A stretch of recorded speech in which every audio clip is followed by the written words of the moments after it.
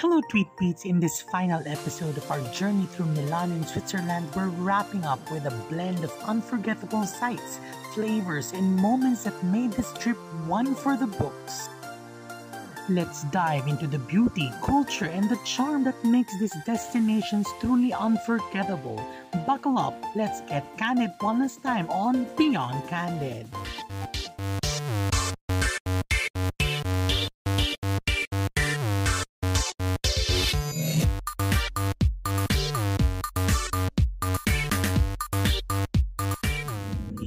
So after lunch sa Lucano, pupunta na kaming Luzerne and it's a 2-hour drive. Kaya nagpapahinga muna muna.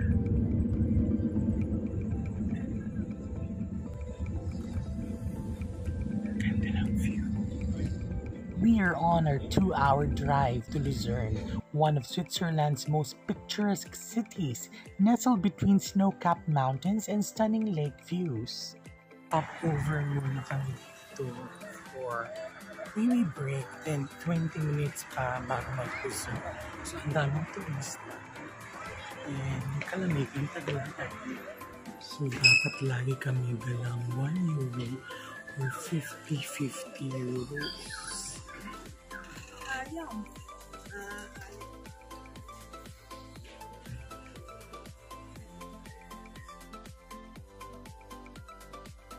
The lake you can see is Lake Luzerne. This beautiful irregular-shaped lake is Switzerland's 4th largest and is surrounded by breathtaking mountain scenery, including the famous peaks of Mount Pilatus and Mount Rigi. Let's arrive here in Luzerne, Switzerland, and hapon na. So medyo may katagalan. So city tour na tayo. Una natin pupuntahan yung Lionhead Monument, which was dedicated sa mga Swiss Guard na massacre dahil sa pagpaprotect kay King Louis ng France. So yan, minupuna-puna pupuntahan natin dito. The Lion Monument in Luzerne, Switzerland is a powerful memorial dedicated to the Swiss Guards who were killed during the French Revolution. It commemorates the massacre of over 600 Swiss soldiers who died. Ginawang sculpture. According to Mark Twain, this is one of the dramatic ginawa which represents daw na yung pinatay niya. The monument was carved in 1821 by sculptor Lucas Ahorn. Mark Twain once called the Lion Monument the most mournful and moving piece of stone in the world. The sculpture shows a dying lion symbolizing the loyalty and bravery of these soldiers. In the city proper, we could see the Bucherer building. Bucherer is a luxury Swiss watch and jewelry retailer with a long history in the industry, founded in 1888 by Carl Friedrich Bucherer in Luzerne, Switzerland. So we're now going to the bridge. Ito yung old town na kung tawagin nila dito. Medyo mahirap i-pronounce yung name, nakalimutan ko rin. Bibidyo ako na lang para sa iyo. Next is the Chapel Bridge in Luzerne. It is one of Switzerland's most iconic landmarks. Built in the 14th century, it's Europe's oldest covered wooden bridge stretching diagonally across the Reuss River. The bridge is famous not only for its medieval charm but also for its unique triangular painted panels under the roof, each depicting scenes from Luzerne's history and legends. Midway along the bridge stands the Water Tower, a tall octagonal structure that once served as a watchtower, treasury, and even a prison. Luzerne in German is a charming blend of old and new. Its historic medieval architecture stands proudly alongside modern art, music, and culture.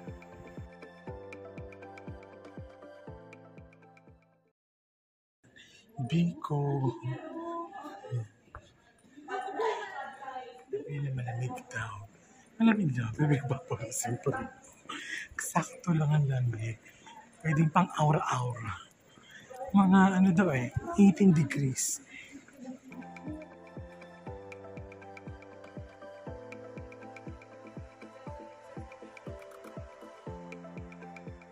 naman ay sabi namin tour guide, dam dito sa Switzerland that produces electricity.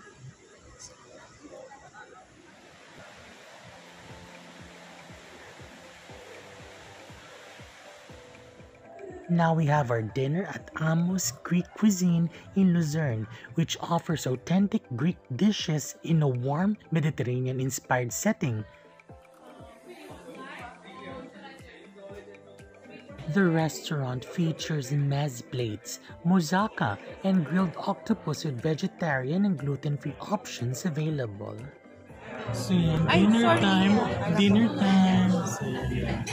So Greek, authentic Greek restaurant. A popular appetizer is served with pita bread and a trio of dips. This selection typically includes traditional Greek spreads like tzatziki, hummus, and malitza no zalata, eggplant dip. This type of appetizer provides a flavorful start to the meal. This classic combination brings authentic Mediterranean flavors to the table and complements their main dishes beautifully.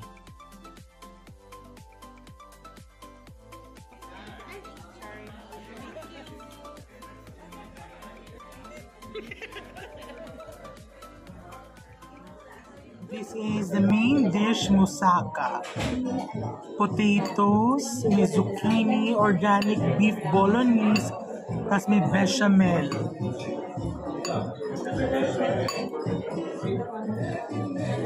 Mainit daw eh. Ayan, umuus.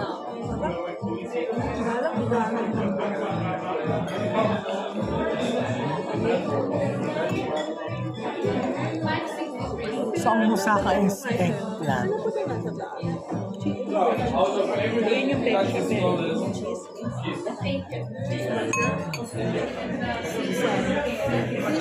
Dessert namin ngayon ay isang local ice cream. So yan, a scoop of a fresh black sesame ice cream. Sesame.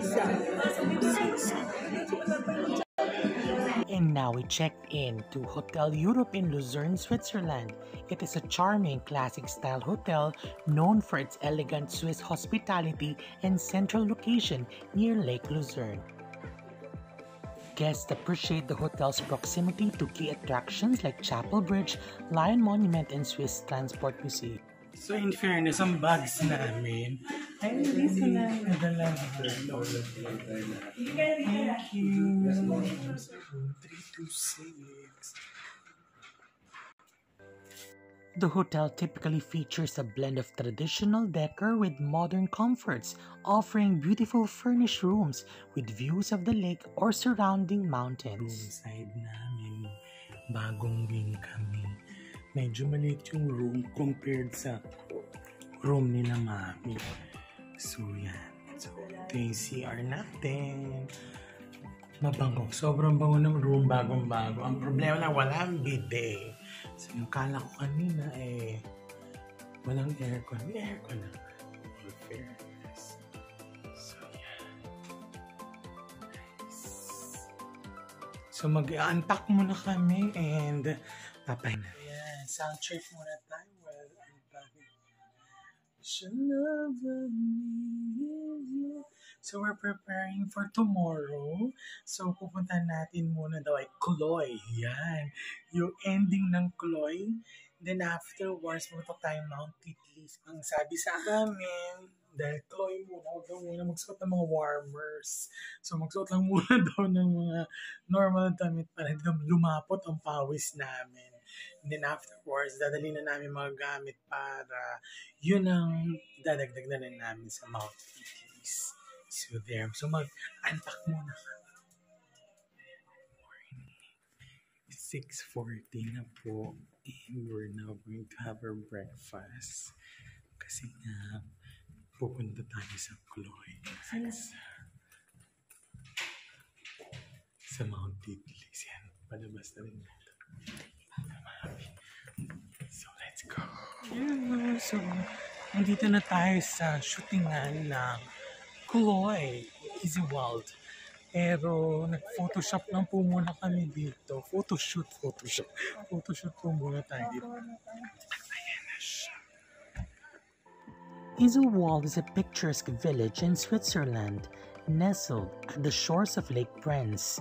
This serene and charming village is known for its fairy tale ambiance, scenic beauty, and tranquil atmosphere. With traditional Swiss chalets, lush landscapes, and stunning turquoise waters of Lake Prince as backdrop. It offers breathtaking views of the surrounding Alps. So we're now in Iselwald, the location of Crash Landing. Yan. Pupuntahan natin yung ano. Pupuntahan natin. Not a fan. Not a fan, pero lahat ng sweet, lahat sa mga Europeans, yan. Yeah, so tip din daw, if you want to book your stay here, yan, 7,000 pesos. And syempre, book saan? with me, Aboex Travel. So yeah. May bayad ang ano, no? Picture na. Yeah, with Chloe, €5. Pag picture ka dun sa, kung saan nagpiano si... Okay. Kung sino man siya. Kung sino man siya. Nakalimutan. Si Captain Ri. €5. A popular spot in Iselwald is the Pier. It gained even more attention after featuring in the Korean drama Crash Landing on You, which brought many international visitors to the area. So yan nga, pag magpapapicture ka doon kung saan nagpiano, €5 siya. Pero ang ganda na view.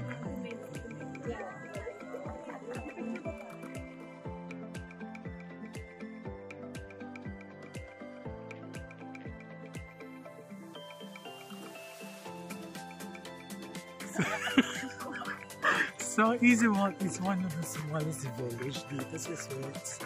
Ito yung lake. Picture.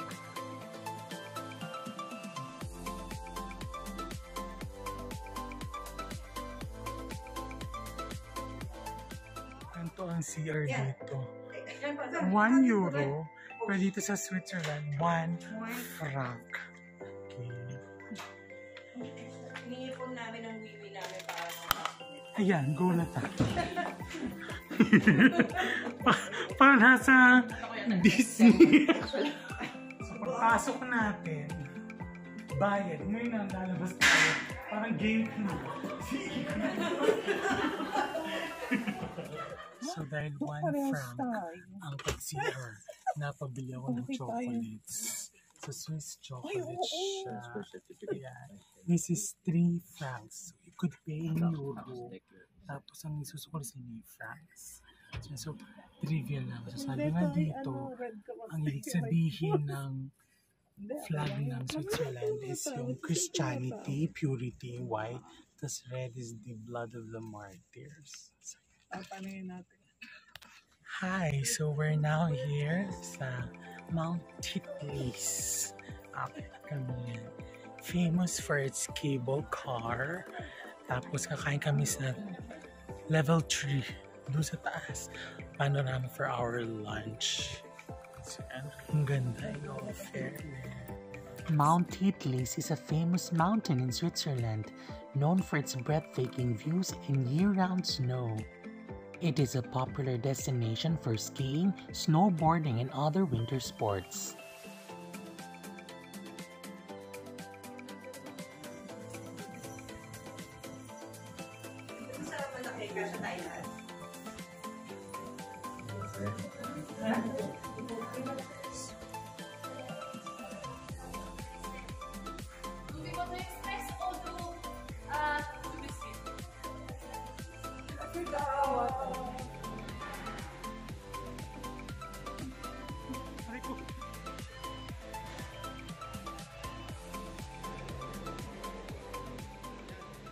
Grabe yung ticket.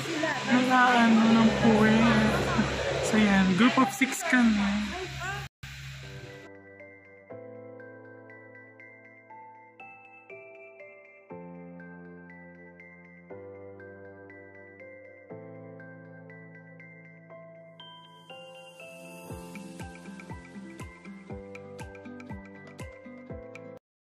Dito kami bababa.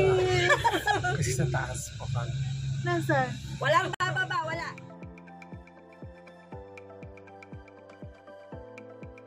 One of the key attractions is the Titlis Rotaire, the world's first rotating cable car which offers a 360-degree view of the surrounding peaks as it ascends to the summit.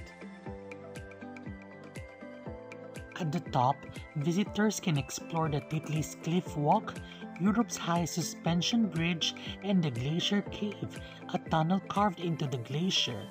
In addition to winter sports, Mount Titlis offers activities like hiking and mountain biking during the warmer months.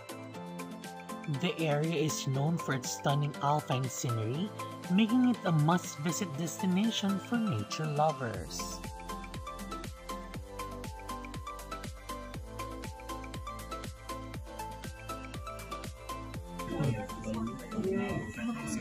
Level na kami dito sa Europe magiging kasi mga quick bounce.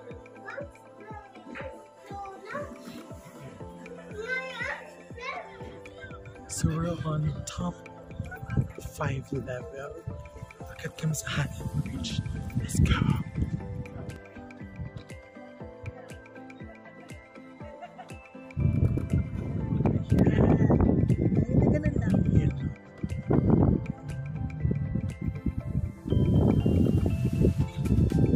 Malamig.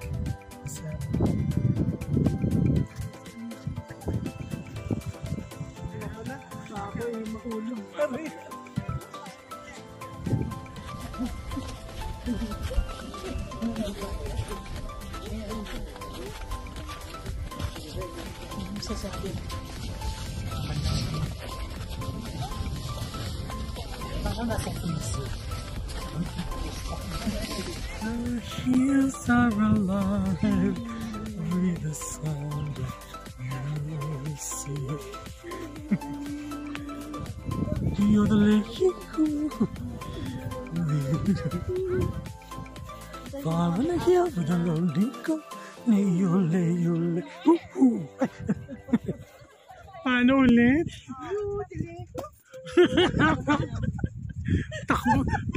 Tatakbo kayo ng kambing. So malamig nga dito. Medyo matulas. Maganda naman ang panahon. Maganda yung panahon. Hindi siya foggy. Maaraw lang. So prepare yung boots or yung magandang shoes na talagang maganda yung tapak ninyo. Pag hindi kayo mahilig sa malamig, pwede kayo magdoble. Kailangan ng bonnet para malamig sa bumbungan. Tapos syempre scarf also. Kaya ako nakaganto kasi mahilig sa mukha. Dulas, sobrang dulas na sunog. So yun, ganda. The hills are alive, the sound of music, with songs they have sung from 1,000 years.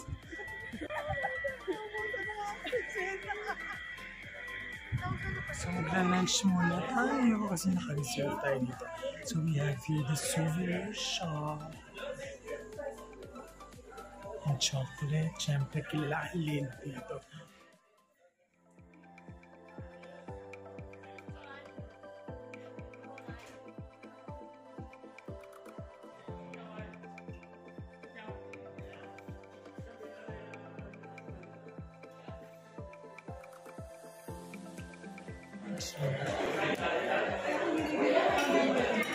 Parang sa Snow White and the Seven. So ang kakainin natin ay fondue. So kilala ang Switzerland sa cheese. So we're going to try. When you finish, you can play with me in that. Thank you.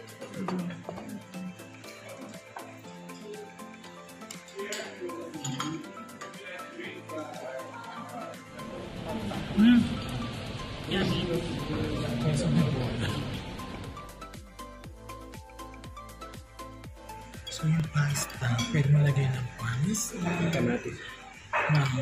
garlic, and yung puree apple. Yung apple puree, is pang-neutral para maganda yung lasa.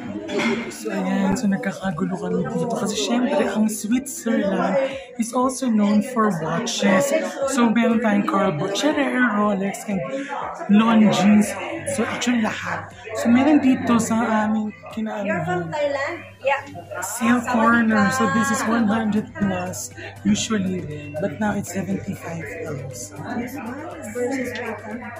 Deserve.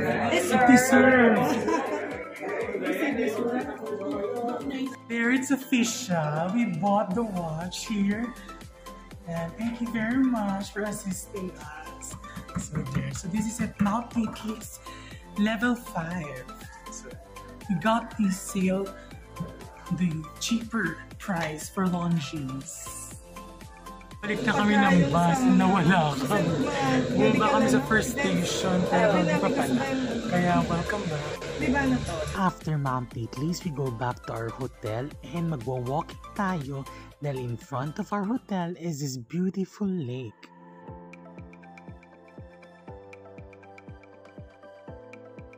After namin sa Mount Peatleys, back to the hotel kami, konting refresh, and magwa-walking kami dito sa park near our hotel. So yan po, ang ganda-ganda. Malamig ang ano natin. So, just walk.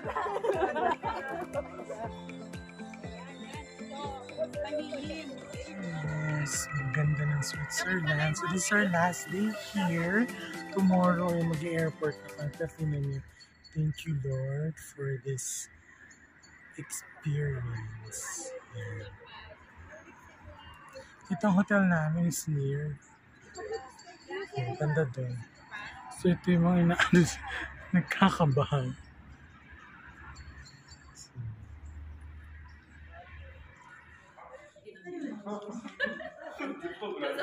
So last dinner here, then afterwards, sa airport na kami.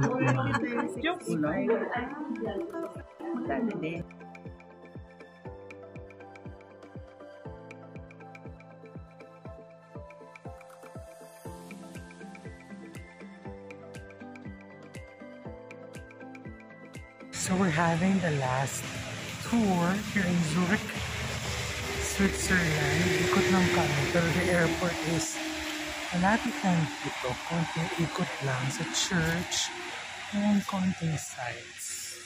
Hours before we leave, let's have a quick tour at Zurich, Switzerland. Zurich, Switzerland offers a blend of natural beauty, historical landmarks, and modern attraction. First, we visited the Münsterbrück. It's a historic pedestrian bridge in Zurich, Switzerland. It spans the Limmat River, connecting two iconic landmarks of the city's old town. In all fairness, malamig. Kala ko'y diretso ng airport. Ikot-ikot kami sa mga simbahan, bridges, etc. We also saw the Grossmünster, an iconic Romanesque-style Protestant church with twin towers.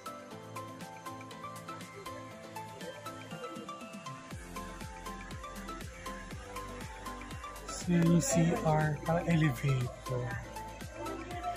So yung CR doon na yan ay self-cleaning. So after na gumamit, lumabas, silinisin muna niya bago makapasok. Paano lalabisin niya? Actually, my advice, when the door will be open, just enter. Yes. Don't pay. Okay. Yes. One flat, 66 pesos. Tapos, para bukas, exit.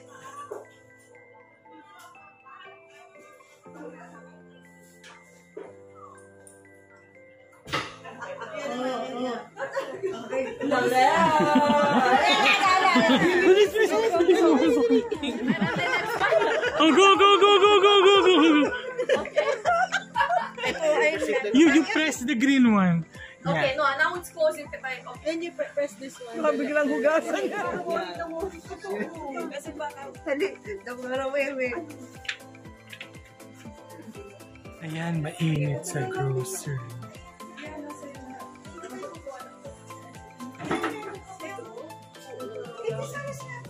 Wala naman akong binili. Mag-out ka. Hindi wala ko pa naman alis.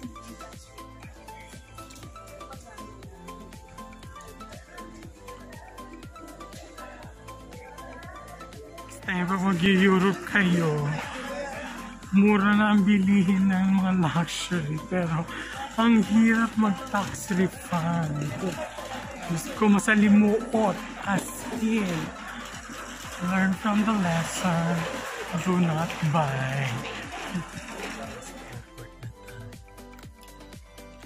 So we're now here at the lounge, prime class.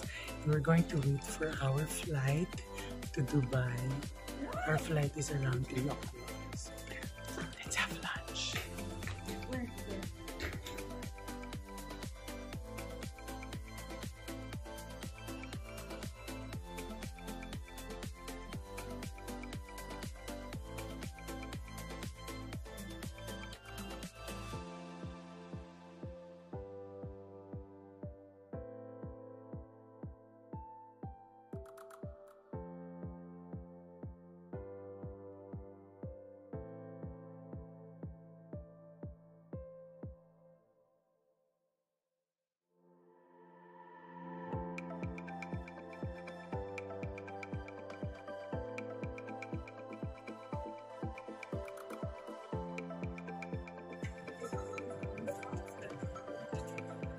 Last minute shopping because of Dubai.